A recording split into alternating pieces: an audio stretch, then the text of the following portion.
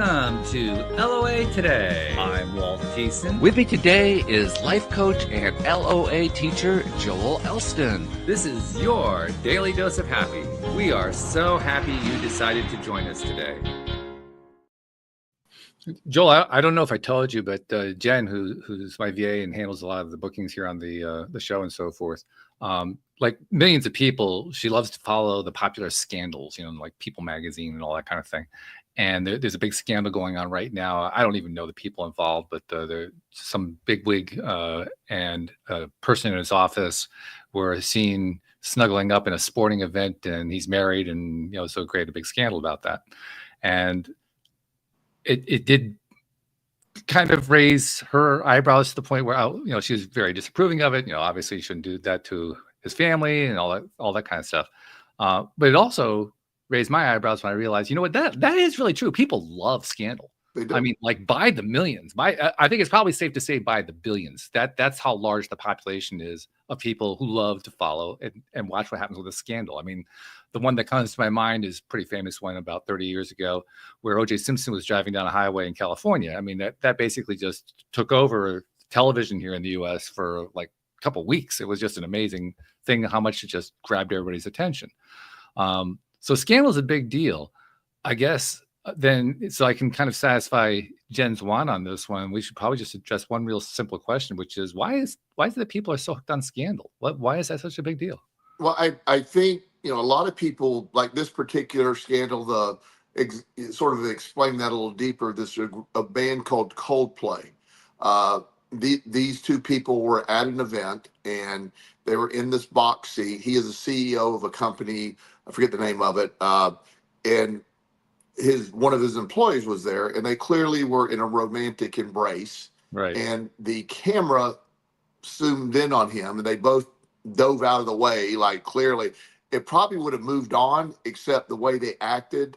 So everybody get on board to that. So he was cheating on his wife. He's got a kid or two, and he basically has been put on leave. She's put on leave, and the guy that I think he resigned, actually, didn't he? What's that? I think he resigned from his position. But yeah, okay, he put on leave, then he resigned, Yep. and I don't know what the status of her is going to be. She probably has a lawsuit of superior, Probably. but whatever that's going to be. So I believe in two reasons. First of all, I don't mean to sound negative, but I think a lot of people, they sort of live vicariously through others. It's like, oh boy, this is, in reality, what this is going to be. I just break it down in a totally different way. I think his wife is sitting at home going, cha-ching. I just got half of everything, and I get rid of this idiot, and I don't even need to do anything. I just think, cha-ching. So I don't think the wife is viewing it as scandal. I think she's viewing it as winning the lottery. She's probably practicing her acting skills to really, I'm sure, but portray how heartbroken she is. But yeah, this is one that doesn't even really need to go to court. It's just not really. Settled. Here's half of everything, and boom, But the only reason he goes to court is if she wants more than half. Exactly. She may go get 3/4. You never know. Yeah. But so in reality, but I think a lot of times people like the O.J. Simpson thing, we're like we get enmeshed with these things when in reality, scandal generally requires some notoriety or people of a higher position, so people can say, oh well, almost in judgment of that would never happen to me, or they have all this money, and like the O.J. Simpson stuff. How could this really talented football player, he successfully started went a acting career.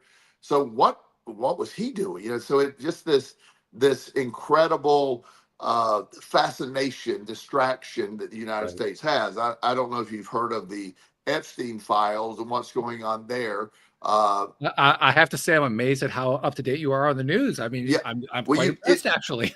I don't watch the news, but this is stuff that is so intense, it bypasses the news, and it's just there. Yeah, it just kind of gets out there. Yeah. So, but the reality is, I think scandal, it's sort of satisfying to see other people fall. It's satisfying on some level, but like I think the average person is sitting there going, I'm working 40 hours a week and making 80 grand a year, and this guy's making $500,000 or $1 million a year. He's got millions of dollars, and he just screwed up his life. I just think there's almost a satisfaction in that. There was a trying to think of, it was a Mets baseball player. I don't really remember. He was a pitcher, and he maybe it was Dwight Gooden. Yes, Dwight Gooden. I remember that. Wow, that's good. Dwight Oh, I Gooden. remember this one. Yeah. Okay. Yeah, he developed a really bad drug problem, Right. and he was vilified. He lost his job, and I mean, everybody just sort of was really down on him. Drug addict, made fun of him. Then he made this incredible comeback, and all of a sudden, he was the greatest hero of all time.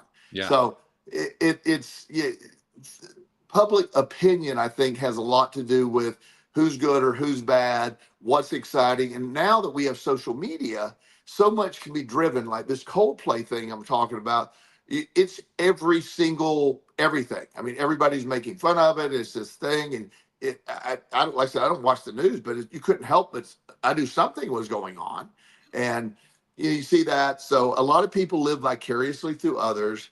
It is, to me, it's having been through scandals myself of my own making.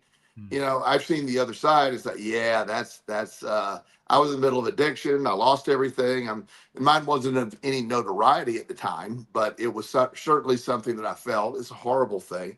Sure. But we are sort of like watching a bullfight, watching death, watching things fall apart. And, you know, when you and I've talked about this many times, when the World Trade Center was hit many, many years in 2001, there was a lot of attention to they replayed that plane hitting on loop. Oh, It just over and over again. over for a week. It's just, Yeah. you turn on the news and it just the second plane that hit, and it was just, you know, and it was almost like that's all we could do is watch that plane hit over and over again, and was sort of traumatizing to us. So scandal gets our attention.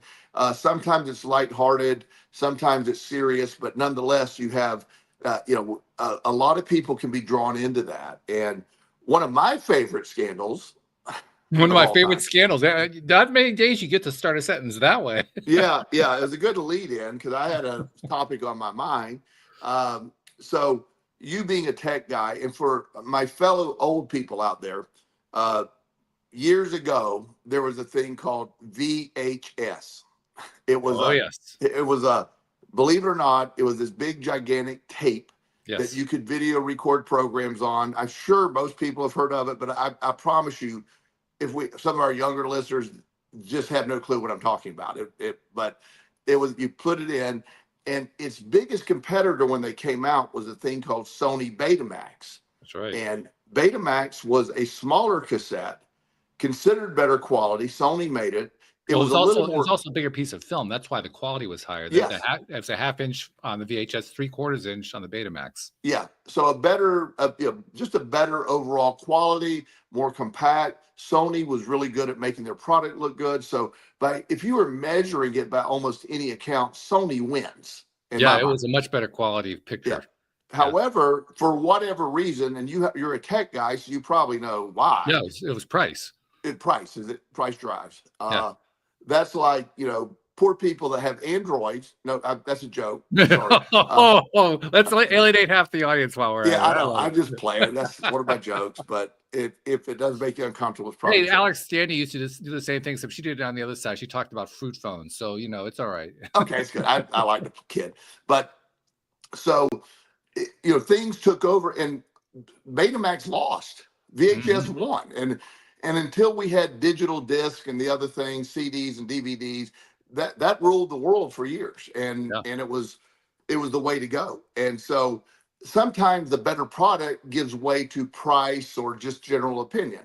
So I'm going to make a really odd comparison. So back in the old days, we had, when they were sort of, psychiatry was in its early development. Okay. There's more people involved in this, but I'm going to break it down to two camps. There's Dr. Freud, who had a belief that all psychological issues basically come from your mom and family and trauma as a child. And, it was very much, it was the winner of the psychological theories at the time. It actually has a name, Freudian psychology. Freudian psychology, which is the base of what traditional psychology is today. Right. Then you had Dr. Adler, who was very much sort of the camp that I'm in of all that could be real, but nonetheless, let's fix it. Let's go. Let's move forward. Let's fix your life, mindset, positivity, spirituality. There's a term called transpersonal psychology, and that is a spiritual psychology, belief in the spirituality. A transpersonal psychology could include the law of attraction, those kind of things. So traditional psychology just said no way to transpersonal psychology. It's just not happening. And the Freud version of it won, and it influenced psychology today. And we often talk about, again, strictly my opinion, that psychology today focuses way too much on trauma, way too not, and I'm not undermining trauma, it's real, but buying into trauma is forever and ever and ever, and we're going to spend years getting rid of our trauma. All that is being stuck, where the Adler response is more of a, hey, let's not get stuck there. Let's realize that. There were multiple people, famous psychiatrists, that were on both sides of that camp. But the Freud psychology, the Freud model, it's the one that's predominant now, which I personally, again, strictly an opinion, am very much on the other one being much more effective. So I got a question on this too, because Adler is a fairly famous psychiatrist, not nearly as famous as Freud, but the other really famous name is Carl Jung. Where did Jung come in on this? Well, that's a great point. Jung tends to be, if you drew in the middle, Jung's sort of in the middle, but more toward Adler. Okay.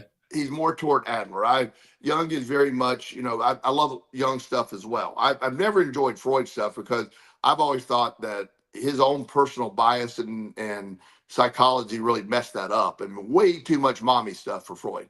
But the Jung, and then you have several other, I'm dropping their names, but there's several other like 1960s psychiatrists that were sort of divided in the same realm. And I really find it interesting how we as a society tend to pick one side, or a group of people picks one side, like this is best, when in reality it's like, maybe, I have a theory that may anger some people, which hopefully that does. It would be a Monday if it didn't, right? Exactly. So I have a theory, and it's not negative, but would you agree? What would you guess? I'm throwing a wild percentage out there. Okay. I believe probably 90% of the education system has females in working in it. Is that? You mean like teachers, that kind of thing? Teachers, yeah. That might be a little bit high, but yeah, I'd say it's in that ballpark. Okay, so 85 to 90%, totally random, but I'm just throwing a number out there. So nothing wrong with that. The great teachers do great things. Sure. However, teachers, if they're the majority female, who writes the curriculum? Teachers. This is a loaded question, I can tell. yeah. So teachers write the question. So in general, females learn a little differently than males. Sure. And so there isn't a lot of representation in the sort of the plot, or the education system that's leaning toward males. What do we do to teach? So when it's taught one way, I've always felt males it isn't about who's better, and the teachers aren't doing anything wrong, but you can only teach what you know. So if this works, where most of the males I know, young males, particularly my ADHD boys, they're very hands-on, they're very smart, but to sit there and say you must read a book and then take a test, they can't do it. They can't. Now, if you were to have some hands-on stuff or examples, or have them watch a movie about that, they could repeat word for word and do just as well, if not better, than the girls. Right. But when you have a bias towards something, and unintentional bias, by the way, you get different results in different things. So where I've always been is, I have no problem with everything existing at once, which it does. I just don't like the idea of dismissing a whole concept because it doesn't match that one narrative. Like, when I talk with, current psychologists or therapists, and, I'm not, they said, well, you're minimalizing people's trauma. And I go, I'm really not. But I'm also one of these people that believe after it's processed, there is a point that there has to be a moving on point, moving away from, and focusing on fixing your life and fixing these things. And I don't think that process should be taking 10 years or whatever the thing is, So, and that, and again, that angers some people because it just doesn't meet the narrative. So I'm thinking with the Adler Freud concept, and again, the other people that lined up in behind them,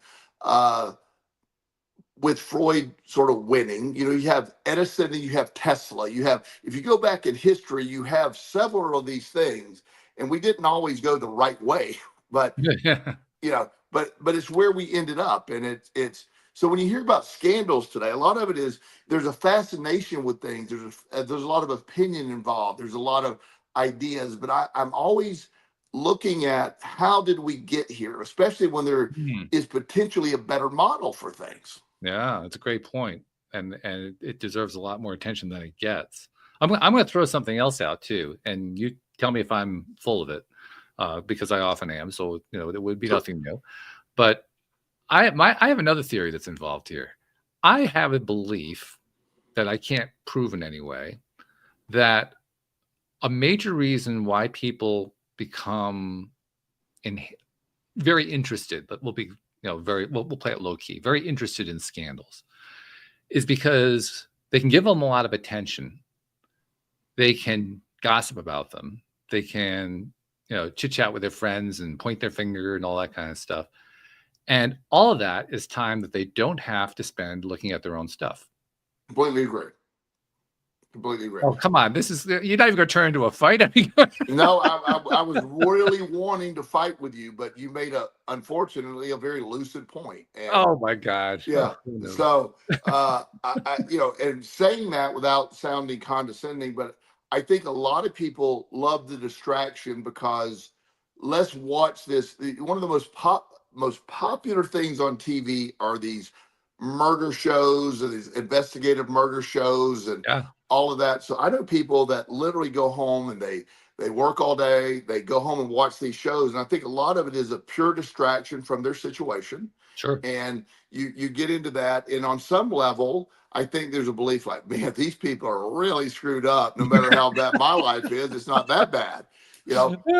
So I do think there is some of that. There's also, I don't watch a lot of TV, unless football season, then I watch football, but I don't watch a lot of TV in general. So the idea for me is I hear about people all the time talking about these shows and, all the shows on Netflix and all the options of shows. And it's like,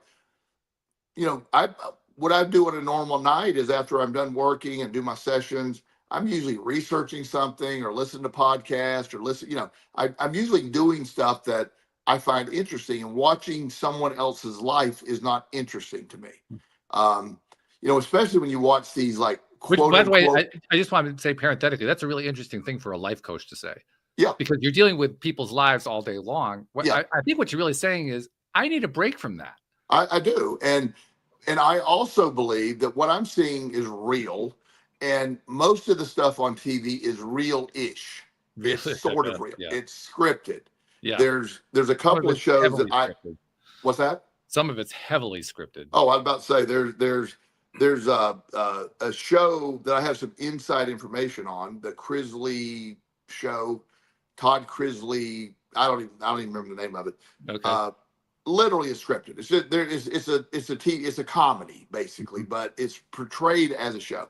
A lot of these bachelorette stuff, they intended to create conflict. Right. You never wanted to be like, oh my gosh, I fell in love with this woman, things are great. Right. No, there's got to be some problems, Oh, yeah, and it's got to be highly dysfunctional. Yeah, got to be drama. You got to have people throwing cake or tipping over tables, and and so I do think that we have become sort of that society of distraction. You go look at things, but I see so much real life stuff that I don't like to look at any of it when I get home. I just do my deep dive, or if I really want to have a bad night, I study quantum theory, as you know. And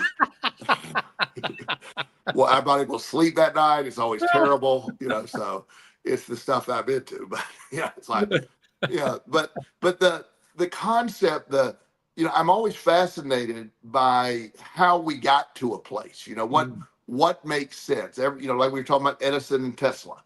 Tesla was really an inventor that really wanted to I know he wasn't a perfect man. He had a lot of stuff going on, but his goal was, oh, here's electricity the way I'm going to do it, and everybody gets electricity. Yeah. Edison's main thing was, I want to monetize this, and Yeah. we got to do the most. Again, this is an opinion of mine right now, and I'm sure I don't know who our audience follows and politically, but one of the reasons that I think a lot of politicians are scared to get away from petroleum-based energy is we monetize that. The idea that it's the easiest way to monetize it economically, it's better, regardless of what it does to the environment. Let's sell more gas versus there are other options that cost a lot less, but we don't go after those because they don't. How do you monetize that? Yeah. How do you make a fortune off of it? Yeah, and so if they ever I've heard rumors. This is absolutely no truth to this yet that I'm aware of, but the last thing I heard this inventor say, if we ever get to a point where we can have cold fusion in small containers, that it takes place. He said that the science is there one day. Every house will have their own cold fusion reactor, and you'll never pay for a penny of electricity the rest of your life. It would affect a lot of people very positively, that's for sure. It would but also affect a lot of companies very negatively. Yeah, well, I'll be shedding a lot of tears, but that's all right. Yeah, like Dominion Energy here in town, and I'm not picking on them. They're as good as any electric company, but they depend on us paying for that. Imagine that you wouldn't have to worry about the power lines going down. Your house has its own reactor. Yeah, how about that? Wouldn't that be something? Yeah. Interesting that you're bringing this up because there are a few parallels here. I mean, we were talking about the whole celebrity thing, and not celebrity, but scandals. Well, celebrities are usually the ones who are involved in scandals. I guess it's celebrities, and how people are so addicted to that. And we both agreed that one of the reasons that people pay so much attention is that they don't have to work on their own stuff. So it's kind of a useful distraction there. I think that theme plays out with some of the others you mentioned. You mentioned Tesla and Edison. Edison makes all the big bucks. Tesla is all about distributing electricity for free or as close to free as possible. Yes. Well, which one is going to create the more scandal? Clearly, it's going to be the Edison side. That's where all the attention is going to be. It's going to be much more interesting over there. Yes. Right. And that's where we give our attention. Same thing happens with the Freud and Adler thing. Freud, that's a much more scandalous type thing. Everything based on your mother and sexuality and all that kind of thing. Whereas Adler says, let's just get better. Well, that's boring. Well, yeah, and when he gets into when Adler starts talking about fixing your life and mindset and eating well and exercising and getting a better job and how that affects psychology, he's immediately shunned. It's like, oh no. But reality, wow. Yeah, exactly. That's the right answer. Yeah. I'll give you another example. I'm a science fiction fan, and I mean early science fiction when science fiction was first coming up. And at that point in time, there were two main figures. One we know very well today, Isaac Asimov. The other one most people today have never heard of. His name is Robert Heinlein. He was actually more popular than Asimov at the time. Today, he's virtually an unknown. And if I were to zero in on what the difference is between the two, Asimov was all about portraying dystopias. In other words, science fiction landscapes where everything goes wrong and it turns into a catastrophe. Heinlein was all about talking about the human side of things and how humans interact and what their strengths and weaknesses were and how all that plays out. Guess which one got all the attention? Yes, of Dystopia. Course. Yeah. Well, it's the and a little more modern science fiction concept is you have Star Trek and Star Wars. Yeah. Star Trek is based on real science. They use real warp theory. Everything in Star Trek has a scientific, at least at the time, a scientific basis in what they were talking about. Yeah. Star Wars was just fun. Let's go around let's go around and just with a law of attraction built in too, which didn't really help. Yeah, exactly. So but Star Trek was very well, here's sort of the science, and when they talked about the possibility of time travel. In fact, both in all episodes, no matter what generation, even the first episode concept of Star Trek, they had an episode of time travel. So the idea that they used the same formulas that would, in theory, would work. So, it's just, you'll see that, but you'll also see difference. And in that case, I'm a Star Wars fan and Star Trek fan. I'm not Me too. one or the other. I Yeah. like them both, but I do see the differences in, sort of where they're going with it. Society also, we tend, as you said, in most cases, we tend to pick the most dramatic, the most, the like you're saying, the scandalous, Yeah, the dysfunctional side. yeah, because I think we relate to that. I think there is a psychology of looking at people screwing up their lives and saying, "Hey, that's not me." I think there is something to that.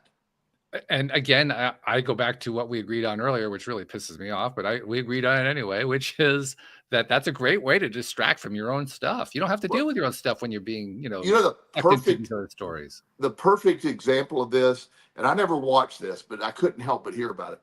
In the middle of the pandemic, right at the beginning, and everybody didn't know what to do. They were sitting home.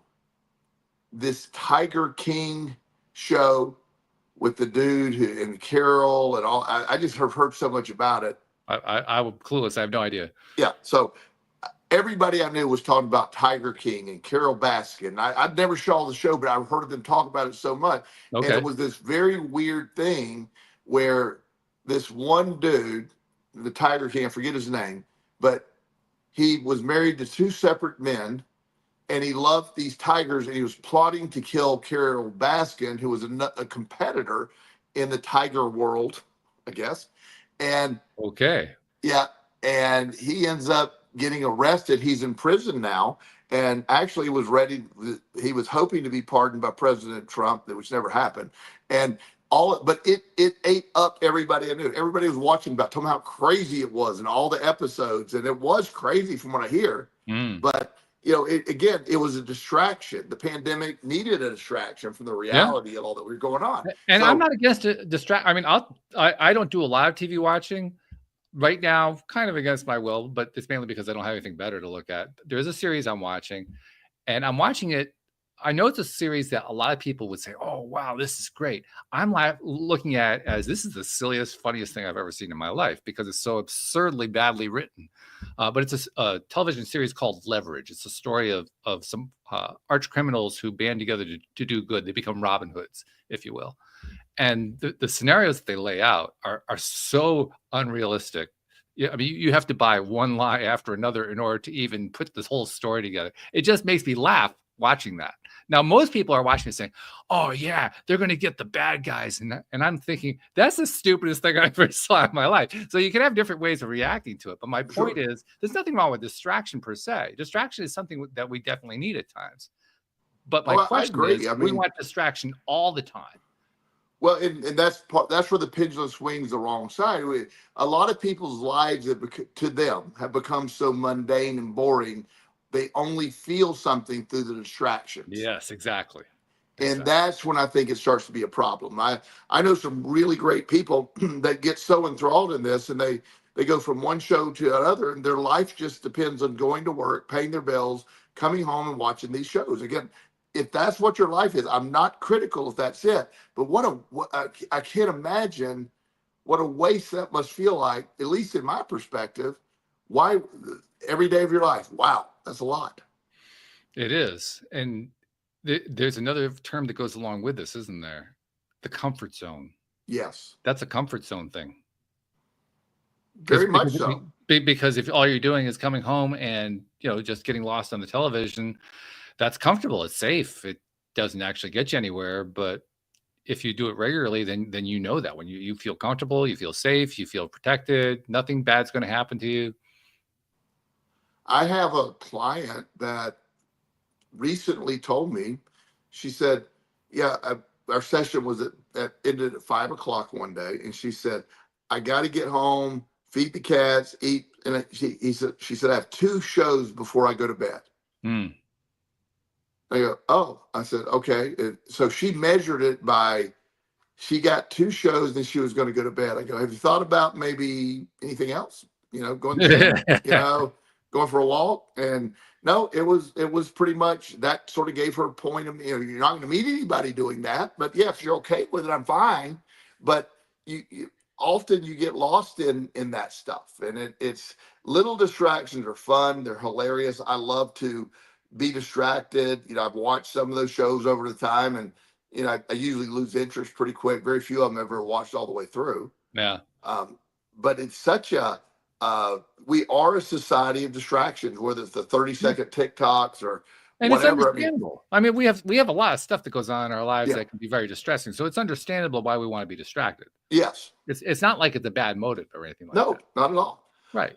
But To me, the question is it going to dominate your life? Well, and also, are you allowing that to become a reality? That here's the feedback loop in the brain that Yes. I see.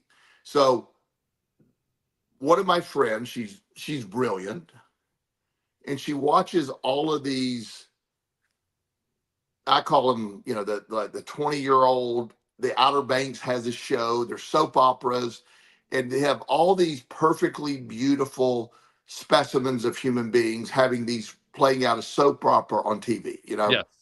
And so on the surface, okay, I mean, I have no problem with attractive people and all that, but when you start comparing and you say, look at how perfect they are, look at how perfect their life is, and then you start comparing your life. So one of the shows that somebody told me to watch is called Waterfront, and it is horribly acted. I made it through one episode. Congratulations. Thanks. It was hard. I worked at it though. And so you'll get this. So you have the show starts off with one of the characters. He is the father. Okay. The father and mother of this group of people that sort of are going to be doing all this stuff, I guess. And they own this boating shipping company, and they're actually, of course, smuggling drugs to make ends meet. I mean, not an original plot line. Yeah. So it starts off the scene with the father, who they're describing as being a terrible alcoholic and in terrible health. He's getting old and has a limited amount of time. Well, the guy looks incredibly fit. He has intense abs. He has no wrinkles. And it's like, okay, that's not translating to the drunk, and then his wife comes to the rescue, who again looks like a 50-year-old, stunning model. Right. And, it's like, so everybody there is like these perfect people, and so the problem is when you start comparing your life to that, when you start saying, wait a minute, my life sucks because I'm sitting in my room, I'm 25 pounds overweight, I never will have that. So there isn't I know people that have actually reported depression from sort of falling into that comfort zone of watching that and realize they could never have that. Yes, that's a big deal. And that ties in nicely with the theme I've been playing a lot lately here on the show, which is all the different ways that we beat the crap out of ourselves. That's a great way to beat the crap out of yourself. By comparing yourself to somebody who's this gorgeous, perfect person and you can't possibly measure up. Well, that means every thought that you're going to have about yourself in relation to that show is you're not good enough. Well, exactly. And, when you do the comparison thing, I've been going to the gym, for 50 years, and I love the gym. I'm around a lot of super fit people over the years, and people are like, oh, that's, when you see somebody who is perfectly fit, they're very low body fat, you're looking at a snapshot of their physique at that moment. Right. That's not sustainable. It's something that they prepared for a very short period of time. So if you ever saw a bodybuilding contest, let's say Arnold Schwarzenegger is very famous. People know him. He used to be a bodybuilder. Yep. He would come into one of those shows and, very muscular, no body fat whatsoever. He looked great. And then you see him months later and he's got a lot of body fat. He doesn't stay that way the whole time. He just trains for the show. It's not healthy to be at 2% body fat. That's unhealthy. But they present that as that's something that's sustainable, and it's not. Yes. That's a great point. That's something that I think most people never think about. I mean, you've obviously thought about it because you're a gym guy and you played all that kind of stuff. But I'd be willing to bet the average person never even considered the idea that having body fat that low is actually bad for you. It is. I do a lot of powerlifting, as you know, still. And, back in my max of all times, I deadlifted 650 pounds. Have you gone that high? Wow. I've seen a video of you doing 500. I still can do 500. So, but for me to do 500 right now, I can't do 500 every workout. You know, Mm, it doesn't work that way. So I have this routine. If I do 500, that's an incredible strain on my body. I'm It's sure. Yeah. you know, it's more than double my body weight at Right. 63 years of age. It's really sort of unheard of. So, but doing that, I do not need to do 500 pounds for another month. So, Mm. yeah, I'll still do deadlifts, but I will train with 225, 315, somewhere in that area Which for a still while. blows my mind, but for you, that's relatively Yeah, small. yeah. And then I will build up to another 500. You know what I mean? So just because I can do 500 pounds still, that doesn't mean I can do it every single day. It's, but if you see the video, and I'm very honest and open about all this stuff. You saw me do 500 in the video, which was Yeah. real, Yeah. but there's days I can't do 400. There's days I barely can do 315. So I'm not trying to present it as I'm always able to do 500 pounds, because my Right. body needs to recover and do that. So that's sort of the problem with society. You're allowed to see the perfection, the snip, when you look at a superhero movie like the Avengers. I was listening to Chris Evans, who plays Captain America in the Avengers, Okay. and they wear these really tight latex kind of pants, Right. and which he says in his interview he has America's ass, and he's a very fit guy, good looking guy, great physique, but after wearing those for a while they stretch out. Mm, So when you start the work day, so to speak, you're filming, everything's nice and tight and perky, and he said then it's stretched out, you got to put on a new suit because it's so everything is presented in a way that, like, somebody once asked me, that, which I find fascinating, that people can ever have this perspective of it. One of my clients said, "You're perfect. You're never mad. You're never upset." And I'm like, "Is that what is?" I'm sorry if you think that's. I am clearly the least person. I'm not perfect. I'm far from perfect. I work really hard at the mindset I have, but I also tell you, I don't do it perfectly. I still get angry. I still, I'm human. I still do that. I never want to present I'm better than anybody else. I have just been through a lot and learned a way to regulate that. I'm very positive. Maybe the most positive person some people know, sure. but that doesn't mean that every second of my life is positive. And when somebody pulls out in front of me, it's not always, well, I'm sure he's got a good reason for doing that. Are you suggesting that you're actually capable of turning the air blue? uh, Briefly, and then I can Briefly. quickly get away from that. But the idea, we have a perception of people. If you saw the snapshot of me today, you'll go, wow, what, that's lucky. You're very successful. You have a great practice. You have everything. And I'm very grateful for what I have. And I do have, from my perspective, everything. But if you don't look at the whole picture, it isn't like I've always been in this position. Yes. Yes. That's a really important point. That's a point that we skip over a lot. Yes. And Yes. we skip over it in a couple of ways. I mean, we've already talked about one of them, which is how we compare ourselves unfavorably to these situations and thereby beat the crap out of ourselves on a regular basis, routinely. And just as an aside, I'll tell you that up until shortly after we started doing the show together, because you were one of my first interviews, up until that point in my life, now I started the show when I was 55. And within about the first year, that's when I finally started to change my perception about this. But up until that point, I honestly believed that I was the only person who beat the crap out of myself. I didn't think anybody else did it. I really thought that. And I'm pretty convinced that most people feel that way, or at least a large chunk of the population feels that way. When it became apparent to me that not only are there a significant number, but it's probably just about everybody who does it. First, it was mind blowing. And then, I have never met a person that at some point in their life did not beat themselves up. yeah, I'm not saying that's everybody, but I've met a lot of people who've done this a long time, and I have worked so hard to change the inner dialogue and perspective. It really doesn't happen anymore for me, because the narrative has been just, I've washed the narrative out. But Mm, that has been maybe the last 5 years of my life. And finally, that's that ultimate point. yeah. But I don't beat myself up. You'll never hear me say, well, that figures, that always happened to me. I'm the luckiest human on the planet. I really Mm, believe that. I'm like, wow, I wake up every day in awe of life, but I work on that. But as you know, that has not always been my narrative. right. Exactly. Yeah. In fact, I was uh, talking about the same subject with my earlier guest. By the way, you would have liked my earlier guest. He went through kind of a similar thing, not the same as you, but a similar thing. He was caught up in the Worcester, Massachusetts mafia and ended up getting shot in the head, actually. Put him in a wheelchair. He was hospitalized in a coma, went through this whole dream state thing where he had a higher power working with him to get him back on his feet.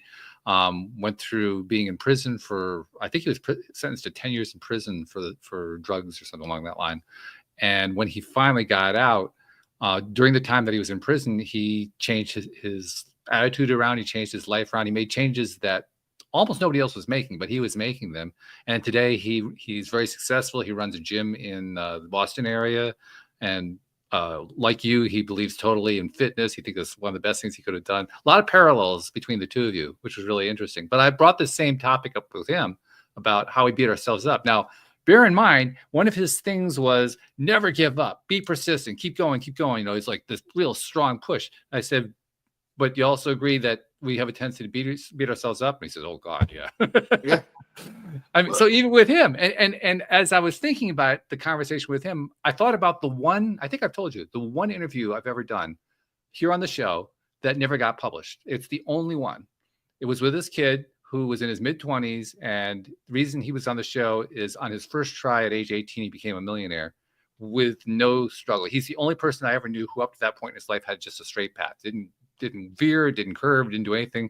And he was the most self-centered, stuck in adolescence person I'd ever talked to. And he basically got cut off in the middle of the show because he started tearing in my co-host who wasn't there to defend herself. And I said, no, you're not allowed to do that. Even him, I'm willing to bet, after we parted company and I sent him on his way saying, I'm not publishing this, you're out of here. I'm willing to bet he set himself up in some way, and he had to walk that crazy walk and deal with that situation where he was beating himself up. So even he beat himself up at some point. Well, and you know, me and the sort of the theory of the beating up process can be part of the healing process. It can be part of the, you know, if you allow it to be. I believe we're all born, you know, I was born into a very negative environment. My pre-programming from my environment was nothing but negative and beating yourself up and Right. questioning and, you know, told why you can't do things. So, you know, that to me, that was reality. I've shared the story about me and the fear of roller coasters many times on this show. Yeah. And that was a fact to me. I was scared of roller coasters because of the programming of that. I also realized at the roller coaster story really allowed me a moment to realize my programming may be faulty. And once I realized I may have faulty programming, this is at 13. I'm pretty impressed I came up with all this then. And so if I had faulty programming about the roller coasters, what other areas do I have faulty programming in? Yeah. And that led me to the belief slowly that I could reprogram. And oh, wow. And so I think it can serve a purpose. Like this young man, you never know for sure. And again, you're getting a version of him, that arrogant, cocky, whatever. Right. If you can find him, let's get him back on the show with me, okay? And see that would be fun. Actually, I would enjoy that one. yeah, let's see how that goes. But in reality, he likely at some point will find something happen in life. Oh yeah. That adjusts for him, and that's when those things happen. And you know, so I do believe that negative stuff that beat yourself up is if you allow it, is part of the process. If you don't move on for it, we often talk about comfort zones of being negative, or you know that you get stuck in your comfort zones. Sometimes that negative stuff, that beating yourself up, is an excuse not to go forward.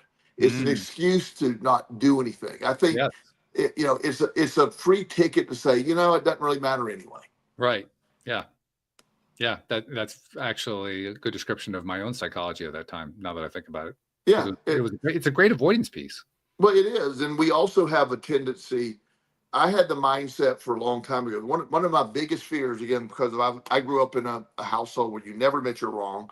Uh, Failure was scary. Failure was embarrassing. Failure Mm, was, you don't ever let anybody see you fail or struggle. It's yeah, just it's horrible. So when you avoid failure, you avoid struggle, you avoid the perception of being in any of that, it really limits you on growth, because growth takes place in struggle and in conflict and in discomfort, and all of those things are what have been a catalyst for growth. So once I owned and understood, I aggressively seek to fail daily at the nice. gym, in my life. I go push hard enough to fail. And I've redefined the word failure. I've told you that before. I remember when I first told you that a long time ago. You're like, "Are you sure? Are you?" Yeah.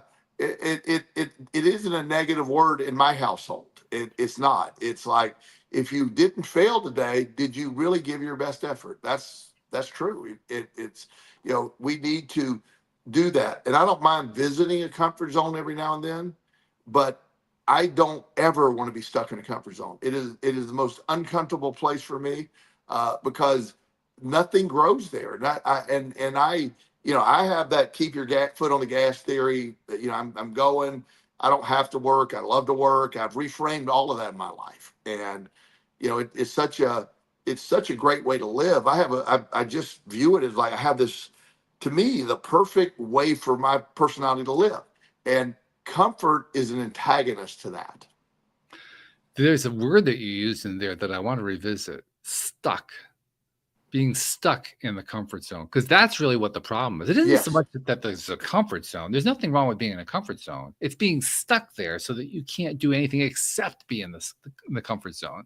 That's the yes. real problem. I take it further. I think some of us get addicted to the comfort zone, and Yeah, yeah, beyond being stuck, you're addicted. You seek it. You clothe yourself in it. You stay away from other things, and anything that violates the comfort zone takes you out of your comfort zone, so you avoid it. But anything that you really want to grasp in life and go after is outside of that comfort zone. So they comfort zones are great places to visit, relax, and to build your energy, but yeah. get out of there. Don't make it a habit. Don't get stuck. Comfort zones are just a place of recharge to me.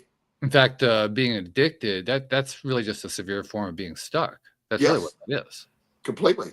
And that's how I look at it. So a comfort zone is, hey, I'd love to go sit on my beach and enjoy the sunset and Yeah. relax, and I'll do that for a week or so and feel great. But after about 5-6 days of that, it's like, okay, let's get going. Let's get back to the regular schedule programming. Let's get going. I'm with you. I think there's a reason why vacations, or holidays, as the British call them, they don't last for. I mean, for most people, it's like a week or two. Some people like to go a month. Beyond that, there aren't many people who stay on vacation for months at a time, because it just wears on you after a while. It slows you to the point where, oh, you gotta do something other than just relaxing. I love purpose. I love getting up. I love a reason to get up. I have my morning routine. I'm very structured. There's some people that view my life and go, "Oh my God, that's ridiculous." But I find it the way I like to live. So vacation for me, here's the normal vacation. I usually go down to Florida at least once a year, if not twice a year, and I love it. It's beautiful. I go back to my original places and I Mm, relive that. I go sit on my bench and I watch some sunsets, right? and it's really good. And then Yeah. about day 3 or 4, I'm like, yeah, this is nice, but you But know, and then while the sunsets are beautiful every day, it's like, okay, I really need something else. I really need something else. And I'm usually ready to leave day 5 or 6. how That's long do you book? I'm just kind of curious. Do you book for a full 7, or what do you do? I used to book for a full 7. Then I was always changing my flight and coming back at day 5. So I just simply make it 5 days You just out. go for 5. Keep it, Yeah, keep it simple. That makes yeah. sense. Because Yeah. I laugh because I was paying all these change fees to come back, and it's like, why don't I just book it for 5? Yeah, And if right. I Keep it want, simple. if I want to stay longer, I'll extend it instead of shorten it. Yeah, yeah. Well, interestingly enough, the airlines will probably reward that one, but that's another topic. Yeah, yeah, yeah. But it's a fascinating view when you look at, how you label life, and when your soul, for me, and I can only speak for me, when my sole purpose in life is seeking comfort, I find that very mundane. But Mm. when I have a purpose and a reason, I push harder, and I I'm looking at my schedule. Last week I had a crazy schedule. It was so crazy that I told you on Friday before the show on Monday I wouldn't be able to do Yeah, it. that was unusual. To give me that much notice, that's very Yeah, unJoelish. yeah. I just looked at that day and going, zero chance of this Not happening. gonna happen. It Yeah, was it was a crazy case. I discussed it with you before the show. right. And it was as absolutely as complicated and frustrating as I imagined it was going to be.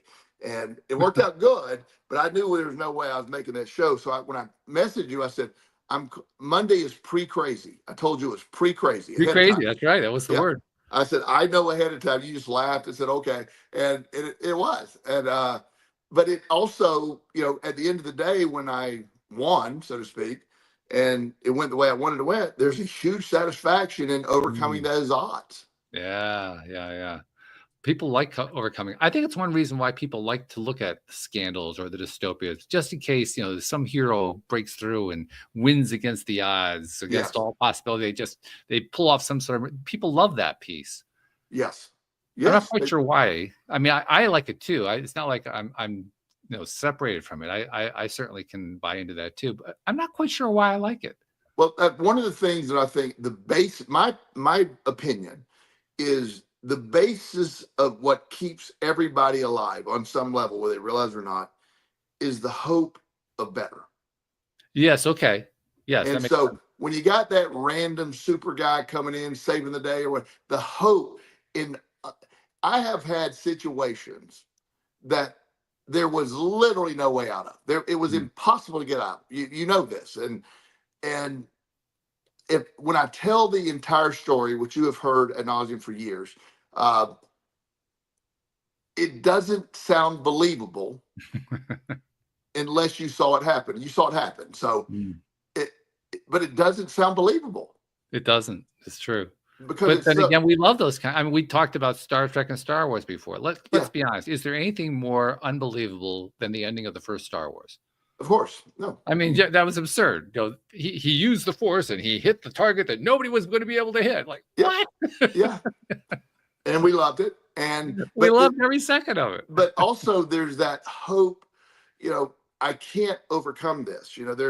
There's when I told you about the guy who, one of my clients, got his family paid for sessions. He got caught for trafficking drugs. He had a bad addiction. He was in prison for 7 years. Wow. Okay. Lost everything. Convicted felon. Gets out, and we're trying to figure out where he's going to work. And I told him that somebody hiring him is unlikely this early. He needed some time out. Yeah. So how could he make money? Right. We started brainstorming. We started looking back then. Craigslist was pretty prevalent. Yep. I don't know if it's still or not, but then it was. And we found a used hot dog cart for $500. Mm-hmm.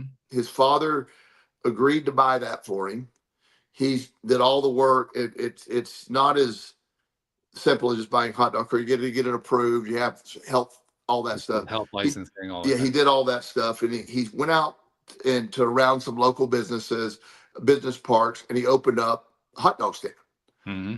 And he started. It was real basic. He went to Costco and bought the best hot dogs you can buy. Mm-hmm. He always quality was his thing, but Costco was cheapest.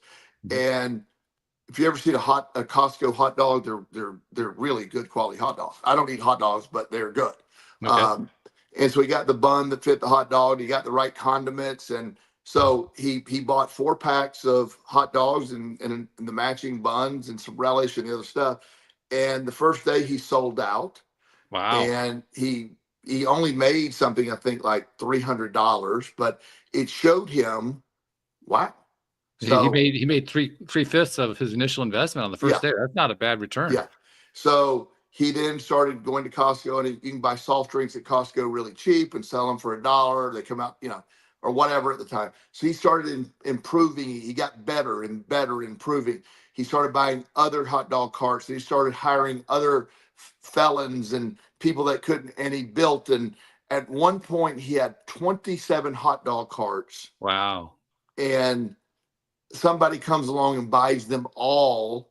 And then he started another business, he's wildly successful. Wow. And he started with nothing. And so people hear those stories. Why those stories matter? That, to me, that's far better than a baseball player signing a $25 million contract, or even these contracts of $800 million they have going on. This guy, against all odds, came out one. So if this guy can do it, yes, anybody can do it. And that's the message. And that's the message that we love to see. So when you see that, so one of, as I often say, and this isn't with arrogance, I find it silly, to be honest with you, but I don't know of anybody that has more degrees or certifications than me. True. They're all over the place. They don't mean anything. The real experience that I bring to the table is my lived experience. And people could, that when at the end of the day go, you overcame that, then I can overcome anything. Yeah. And that's the main part of what I do. And the other stuff is fluff. It's great. I love to learn. I quit listing I quit even taking the certificate. I still study, but I just like to study now. I don't need any more. I wouldn't have room for any more plaques. Where would you put them, right? Yeah, exactly. So, I quit listing my website. I just listed the top 20, I think. Top 20. Yeah. And, but my point is, that's not the point. That's there. When I first got in business, you needed some credentials to sort of show. But the reality of my experience is what I find the most effective with people. I totally respect that. I totally love that. And honestly, one of the reasons I totally love and respect it, I've gone through my entire life. This is going to sound weird. I've gone through my entire life deliberately avoiding certifications. Anytime that I had an opportunity to get a certification, I turned it down. Wow. And I'll tell you what the reason is. The reason is it dates back. Well, it really dates back before the internet, but it came to fruition in the early years of the internet when Google came along. Because Google's whole formula, once I learned what it was, that's pretty much what cemented this for me. Google's whole formula was based on what they called authority. And authority is literally if somebody from another website links to your website, that's recognizing your website as an authority. And all I could think to myself was, well, first of all, that's genius. And second of all, it's also bullshit. Yeah. Because all that really means is you like it. Okay, well, is that really all different from going onto social media and saying, I like that post? Not really. There's no real difference there. No. So why is the authority so impressive? Well, it's not. And so I kind of had like this rebellion going on all my life. Like I refuse to be attached to a certification because I don't want, honestly, the way I thought about it was I don't want to bring myself down to the certification. I get it. That's literally it. Yeah. And has it worked against me? Every time. Every time. But also, it built me up personally. Yeah. Also, Google ended up doing okay. They did pretty well. Yeah. Yeah. I'm just saying the story worked out good for Google. It did. It worked out beautifully. Yeah. And interestingly enough, Google is now under attack. And where are they under attack from? From AI. Oh, yeah. So what happened to the authority?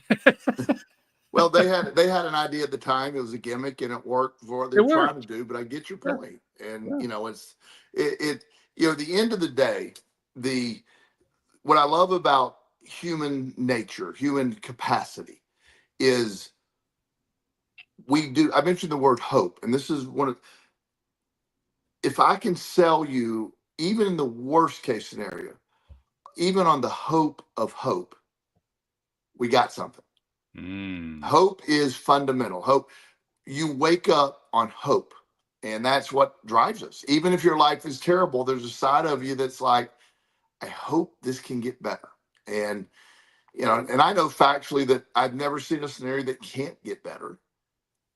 when using the proper tools to get better. But hope is the foundational key to get people to move forward, to take action. As you know, I'm an action guy, Oh, yeah. and action requires some level of hope for the connection to be able to move forward. Yeah. As you know, I'm not really a fan of any politician, really. But they're human beings, so every once in a while, even a politician can utter something that makes some sense. I mean, they're not going to be wrong all the time. Wow, that's And good. yeah, well, I feel like it's a redeeming quality of human nature in there somewhere. And one example of that is former President Obama, because he talked about that exact subject. He talked about hope, Yeah, and how there really is no such thing as false hope. Hope is always real. And I thought, wow, that was brilliant. I love that he said that. it is. And hope is, it drives us. Excuse me. Yeah, hope is absolutely the factor that wakes me up. It's in my life, I don't need I got a lot of hope built in. I got, and I've I'm sort of on this pattern of hope and expectations and all the other great stuff that I have going on. But people that are stuck in their comfort zone, sometimes it's disguised of the lack of hope too. It's like, Yeah. there's no way this gets better. And I don't know of a scenario that anything can get better if you decide it's going to get better. And that's the secret right there. Yeah. Yep. Literally. Well, it was an interesting start. We talked about scandals, and we went into a whole bunch of dualities of people who are on opposite sides of various fields. And in the process, we end up talking about getting out of comfort zones and adopting hope. That's not a bad sequence right there, actually. That's a long distance to travel in an hour. I'm is. proud of us. I really I'm am. proud of us too. So thank you very much. Yes, And thank you sir. to our podcast listeners everywhere. We'll see you all next time. You're on Have a great one. Goodbye, everybody. Bye.